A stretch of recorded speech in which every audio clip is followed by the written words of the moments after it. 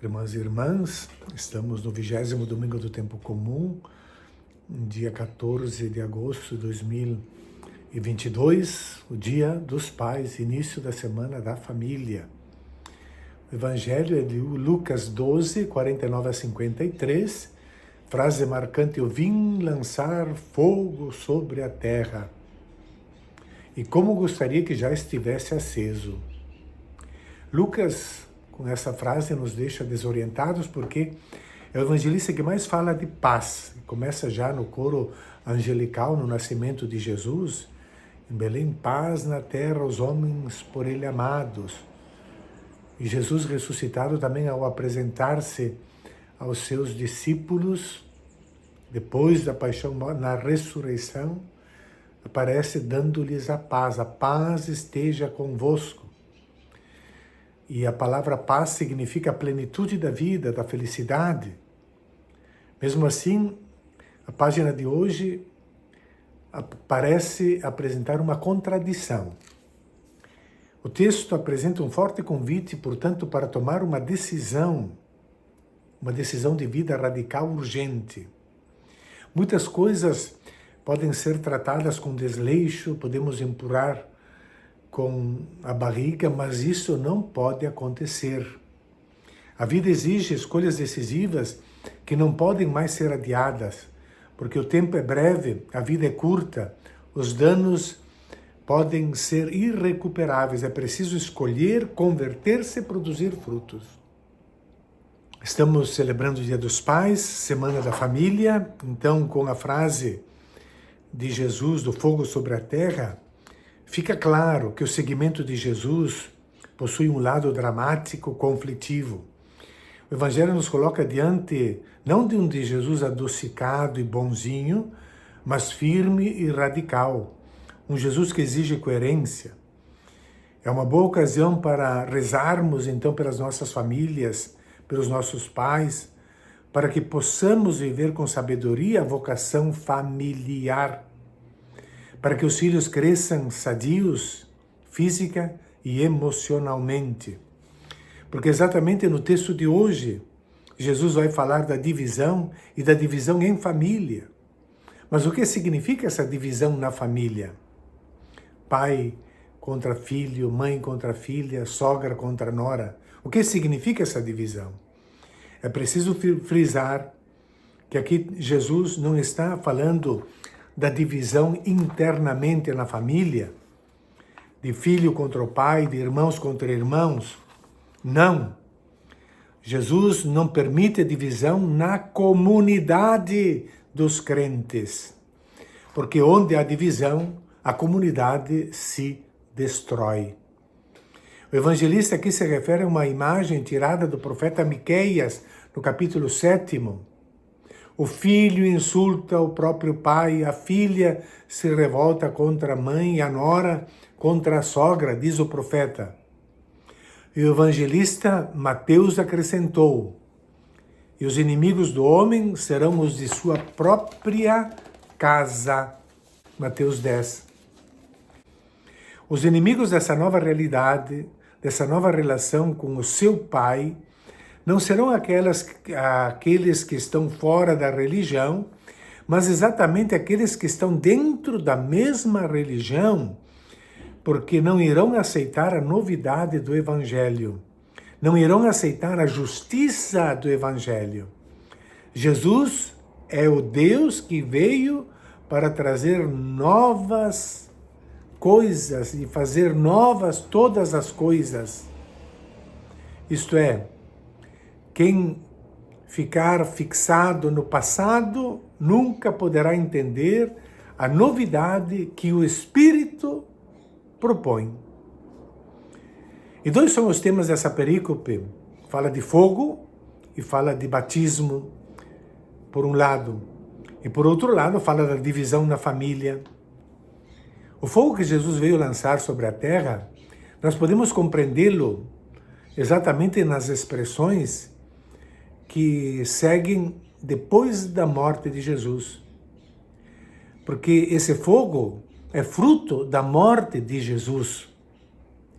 Depois da morte de Jesus, Temos o Pentecostes, a descida do Espírito, em forma de línguas de fogo, Atos 2.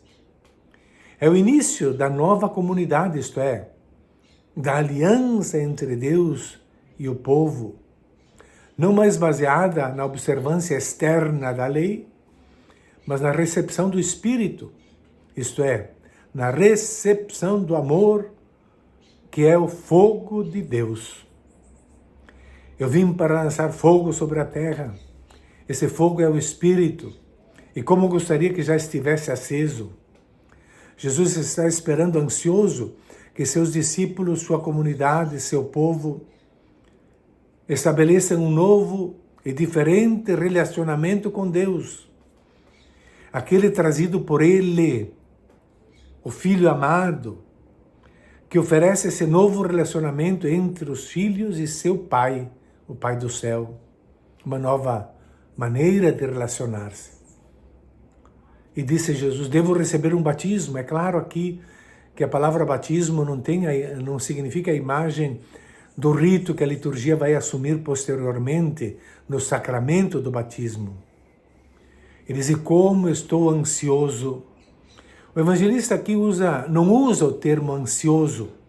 A palavra usada por Lucas, do verbo sinexo, significa ser pressionado, dominado, amarrado, preso. Portanto, Jesus experimenta algo negativo, uma situação que o arrastará. Devo receber um batismo, e como estou angustiado até que isto se cumpra. Trata-se de algo que vai acontecer logo, de alguma crise iminente. A crise é provocada, sem dúvida, pela presença de Jesus, é causada pela sua pessoa. Paulo escreve, quando vê Jesus como o maldito pendurado no lenho, em Gálatas 3. Maldito seja todo aquele que for suspenso no madeiro. Nesse sentido, o batismo é uma metáfora da morte iminente de Jesus, confirmado também pelo Evangelho de Marcos, no capítulo 10, logo depois do terceiro anúncio da paixão, quando diz para os filhos de Zebedeu, Tiago e João, não sabeis o que estáis pedindo. Podeis beber o cálice que eu vou beber e ser batizados com o batismo que eu serei batizado? O batismo desejado por Jesus não é o do Jordão que já aconteceu, mas o que levará todas as coisas ao pleno cumprimento. E aqui temos o verbo cumprir, que é exatamente o mesmo verbo usado por Jesus na cruz no Evangelho de João, o verbo teléo. Tudo está consumado. Depois de falar de si e do batismo que ainda deve receber, eis que Jesus passa a falar do futuro dos discípulos. Se Jesus vive em condição de precariedade e morte, enquanto deve ser batizado na morte, também os discípulos viverão esta condição de precariedade e de morte, sofrerão a mesma sorte. A provação pela qual passarão os discípulos é citada em chave familiar, com a metáfora da divisão na família. Vós pensais que eu vim trazer paz sobre a terra? Pelo contrário, eu vos digo, vim trazer divisão. O que quer dizer eu vim trazer divisão?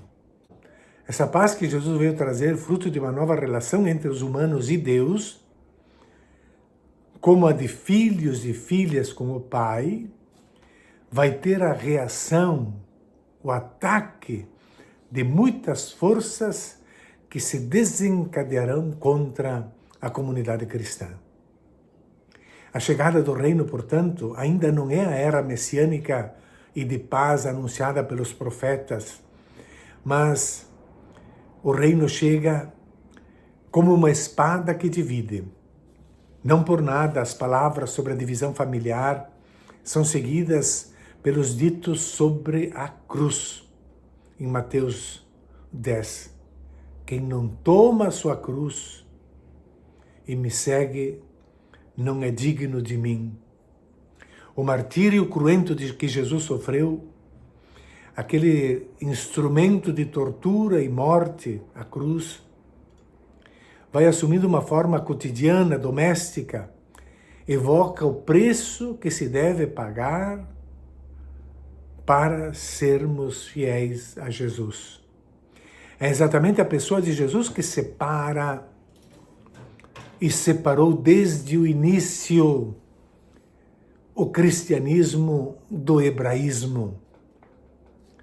Portanto, com esse evangelho, nós queremos rezar pelos nossos pais, pelas nossas famílias, porque é bom considerar-nos cristãos, mas, sobretudo, é importante que sejamos cristãos em situações concretas, testemunhando o evangelho, que é essencialmente amor a Deus e amor aos irmãos. Não caiamos na tentação das falsas religiões, nem muito menos na arrogância de pensarmos que somos autossuficientes em tudo e que não precisamos nem de Deus, nem da própria família. Maria Santíssima nos ajude a deixar-nos purificar o coração com o fogo que Jesus trouxe e a difundi-lo na nossa vida através de escolhas decisivas e corajosas, escolhas, melhor, que passam pelas nossas famílias, escolhas que devem estar radicalmente no coração dos nossos pais. Um bom domingo a todos.